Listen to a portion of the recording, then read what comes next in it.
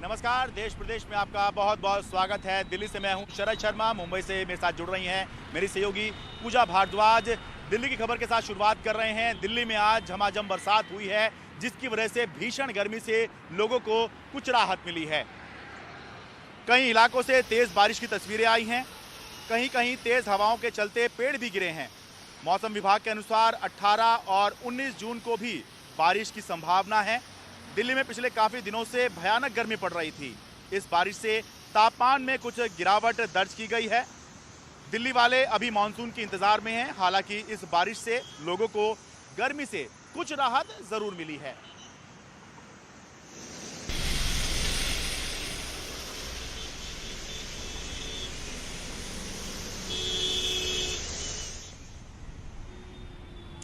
और अब आइए बात करते हैं चक्रवाती तूफान बिपरजॉय की, जिसका असर इस वक्त आप देखें मुंबई के समंदर किनारे भी महसूस हो रहा है। 40 से 50 किलोमीटर प्रति घंटे की रफ्तार से यहाँ भी हवा चल रही है और इसी वजह से आप देखें समंदर पर किसी को भी आने की इजाजत नहीं दी गई है। सभी को समंदर के किनारे किस तरह से रस्सी बांधकर यहाँ पर रोका गया है और कल तक इसी तरह से समंदर के पास आने से लोगों को रोका जाएगा। मुंबई में इस तरह का आप जो तैयारी देख रहे हैं वो खासतौर से चक्रवाती तूफान बिपरजॉय को लेकर है। लेकिन अहम तस्वीरें आपको हम आइए गुजरात से दिखाते हैं, जहाँ कच्छ से टकरा चुका है चक्रवाती तूफान और उसके बाद से 70 किलोमीटर प्रति घंटे की रफ्तार से ये दक्षिणी राजस्थान की ओर बढ़ रहा है। और मौसम विभाग का अनुमान है कि कल उत्तर गुजरात और दक्षिणी राजस्थान में बहुत ही जोरदार बारिश होने वाली है। सौराष्ट्र और कच्छ में अब भी बारिश जारी है।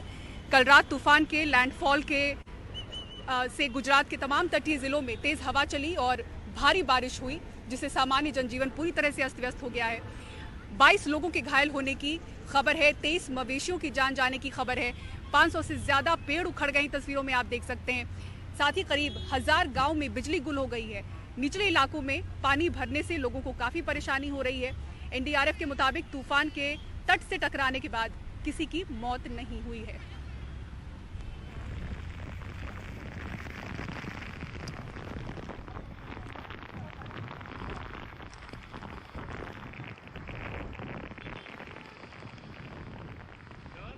और गुजरात के मांडवी से हमारे सहयोगी सोहित मिश्रा लगातार आपको तूफान से जुड़ी हुई जानकारी दे रहे हैं। मांडवी में कैसे हैं हालात और इस तूफान से कितना हुआ है नुकसान? सोहित मिश्रा की रिपोर्ट। मैं गुजरात के मांडवी इलाके में मौजूद हूं और बारिश तो रुक गई है, लेकिन जो तूफान है उसका असर आप यहां पर देख सकते हैं। खास तौर पर जो निचले इलाके हैं वहां पर पानी पूरी तरह से अब भी मौजूद है। अब आप सोचिए कि जो बारिश रुक गई है तो लेकिन पानी अब तक नहीं उतर पाया, और इसके लिए जब हमने बात की तो कहा यह गया कि हम जहां पर मौजूद हैं वो एक निचला इलाका है। ऐसे में कहीं ना कहीं पानी यहां से समुद्र की तरफ जाना है। अब मैं आपको एक उदाहरण देता हूं कि अगर मुझे दूसरे कहीं इलाके में जाने हैं, जब कोई जानकारी भी मिलती है, कहीं से भी हम नहीं जा पा रहे हैं क्योंकि यह जो समुद्री तट के पास निचले इलाके हैं वहाँ पर हर तरफ पानी भरा हुआ है। तो रिस्क क्योंकि हम ले नहीं सकते और कहीं कहीं कमर से ज़्यादा पानी है, तो ऐसे में जो यातायात है उस पर पूरी तरह से इसका असर पड़ा हुआ है। बहरहाल यहाँ पर भी आप देखें जो तूफान है उसके बाद जो आफ्टर मैथ था वो देखने मिलता है। ऊपर के जो यहाँ पर छत थे वो टूट गए हैं, नीचे भी आपको सामान गिरा हुआ और नज़र आएंगे। तो ज़रूर तूफान यहाँ से गया है, लेकिन उसका असर आने वाले समय में देखने मिलेगा। जो पानी है, जल जमाव यहाँ पर है, तो आने वाले समय में जो बीमारी बढ़ने का खतरा और ये पानी जाने के बाद जो लोगों को घरों में नुकसान हुआ है, ऐसी कई सारी चीज़ें हैं।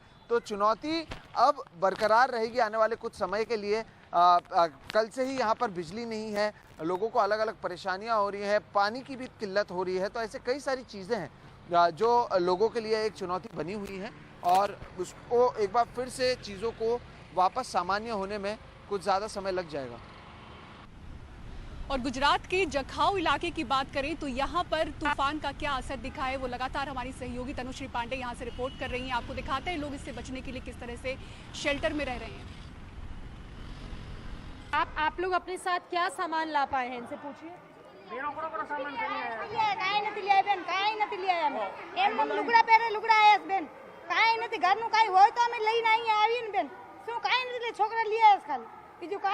बच्चों को लेकर आप आए, बस सामान सब रह गया। सब कीमती सामान, पैसे वैसे सब रह गया। आपका क्या नाम होगा? मेरा लीला बेन। रीना बेन, आप मुझे बता रहे थे कि आप ओढ़ने के लिए कपड़े भी कुछ नहीं लेकर आए और कुछ भी नहीं ओढ़ने का कुछ भी नहीं है और पहने बच्चे भी ऐसे हैं और सब कच्चा मकान था वो भी हमारा गिर गया और सब नदी सब उठ गए, सब ऐसा बिखरा बिखरा पड़ा है और सब जगह ऐसे पैर पड़ा है नीचे। घर में पैसे भी होंगे वो भी सब बह गए। सब बह गए ऐसा है। माता जी आप कहाँ से हैं आप? लाइजाज घर में। क्या हुआ आपको? यहाँ बता परिवार से हमारा बता क्या हो गया? यहाँ थी आपका घर टूट गया? हाँ, बता टूट गया घर, काहे न हम टूट गया, काहे न थी लेके आए ट्रैक्टर लेके आए पर छोकरा चढ़ाया मुँह से काहे न थी। आपके परिवार वाले ठीक हैं? परिवार पता ठीक रह गया, तो आप पत्थर जी उठ गया, डेला मकान उठ गया, काहे न थी मकान हम पूरा मकान उड़ गया आपका? पर पूरा मकान उड़ गया, काहे न थी कहीं तो निसार गया, यहाँ निसार ऊपर बॉडी ऊपर। समुद्री तूफान बिपरजॉय का गुजरात के तटीय इलाकों पे क्या असर पड़ रहा है ये आपने देखा, लेकिन अब आशंका जताई जा रही है कि इस तूफान का पश्चिमी राजस्थान पर भी असर पड़ सकता है। यहाँ के 7 जिलों में अगले 2 दिन भारी बारिश के आसार हैं। मौसम विभाग के मुताबिक अगले 2 दिनों में पूरे सीजन की बारिश हो सकती है।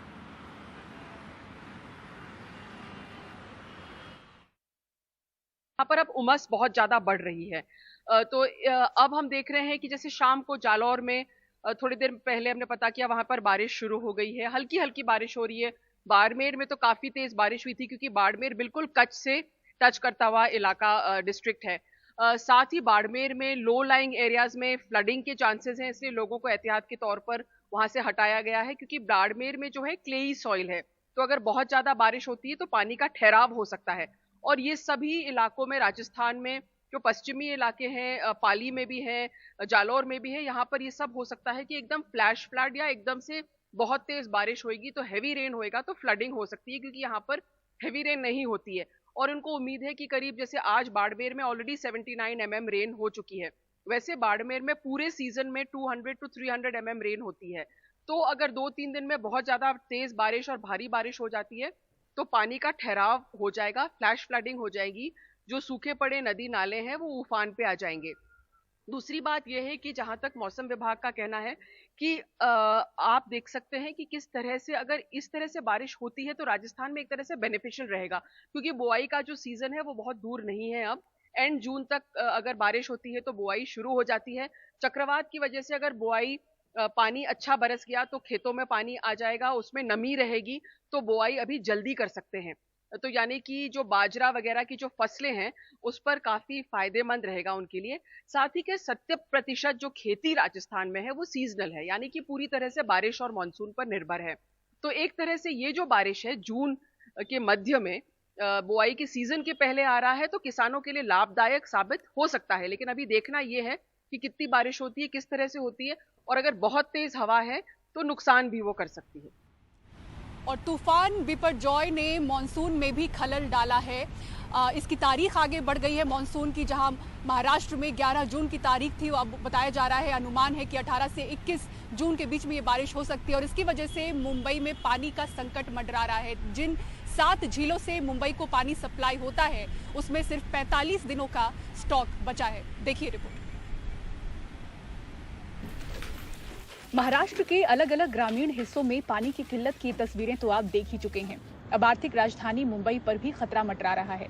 मुंबई को पानी सप्लाई करने वाले तालाबों में महज 45 दिन का पानी बचा है। मुंबई से बाहर नासिक, ठाणे, भिवंडी जैसे इलाकों में बसी 7 झीलों से पाइपलाइन टनल के जरिए मुंबई को पानी सप्लाई होता है।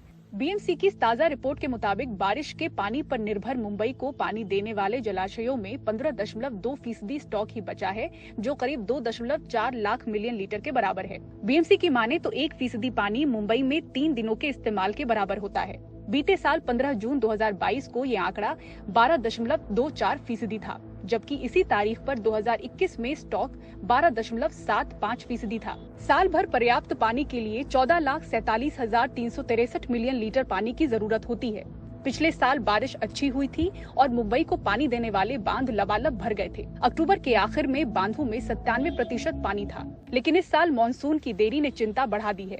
बीते साल 11 जून को मानसून ने मुंबई में दस्तक दे दी थी, वहीं इस साल भीषण रिकॉर्ड तोड़ गर्मी से भी कई जलाशयों में तेजी से पानी सूखने लगा था। भारतीय मौसम विज्ञान विभाग IMD मुंबई की वैज्ञानिक सुषमा नायर बताती हैं कि चक्रवाती तूफान बिपरजॉय के चलते मानसून में खलल पड़ा। अब 18 से 21 जून के बीच मानसून आने के संकेत हैं। What happens is whenever there is a system, all the winds ना वो चक्रवात के it sucks away the moisture because all the winds will be around the system. तो वो जो नॉर्मल मॉनसून फ्लो होता है, साउथ वेस्टर्ली फ्लो होता है, उसमें थोड़ा सा एक डिस्टर्बेंस हो जाता है और चक्रवात के चलते चलते थोड़ा अभी तो चक्रवात का लैंडफॉल हो गया है बिपरजॉय का, तो आने वाले दिनों में that is between 18th to 21st June we are expecting favourable conditions for the monsoon to onset further. तो उसके बाद हो सकता है अभी तो फिलहाल है ना, हमें कोस्ट में ही लाइट रेनफॉल मिल रहा है, जो इंटीरियर महाराष्ट्र है वहाँ हमें रेनफॉल नहीं मिल रहा है। सो कंडीशंस आर, ये जो हवा की रुख है ना वो बदल सकती है, अभी इट विल बिकम वेस्टर्लीज, तब वो कंडीशंस फेवरेबल बन जाएंगे, that time we will onset the monsoon further. Mumbai शहर को रोजाना 3800 मिलियन लीटर पानी की आपूर्ति की आवश्यकता होती है। जलाशय में जितना पानी जमा होता है उसी पर मुंबई का जीवन निर्भर करता है। BMC ने फिलहाल वादा किया है कि पानी की कटौती शहर में नहीं होगी, लेकिन जून और जुलाई महीने में कितनी बारिश होती है उस पर जलापूर्ति की योजना निर्भर करती है। मुंबई से कैमरा पर्सन संजय मंडल के साथ पूजा भारद्वाज, NDTV इंडिया।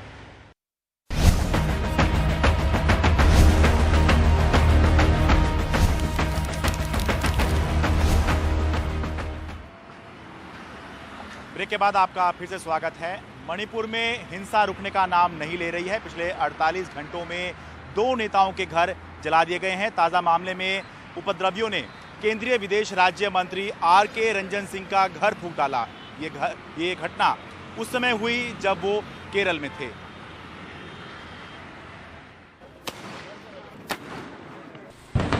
ये तस्वीरें मणिपुर में अब आम हो गई हैं। जले हुए घर, पुलिस के नाके और गुस्साई हुई भीड़। गुरुवार की रात भीड़ ने केंद्रीय विदेश राज्य मंत्री राजकुमार रंजन के आवास को निशाना बनाया। रंजन सिंह मैतेई समुदाय से ताल्लुक रखते हैं। वो अब भी लगातार लोगों से शांति बनाए रखने की अपील कर रहे हैं। कई बार निहित स्वार्थ वाले समूह ये धार्मिक कार्ड इस्तेमाल करना चाहते हैं, मगर हम पूरी तरह इसके खिलाफ हैं और ये कोई धार्मिक हिंसा नहीं है। बहुत सारे मंदिर टूटे हैं, इसलिए ये भीड़ की हिंसा है और भीड़ में आप पहचान नहीं सकते कि कौन कौन है। चर्च हो या मंदिर, सब टूटे हैं।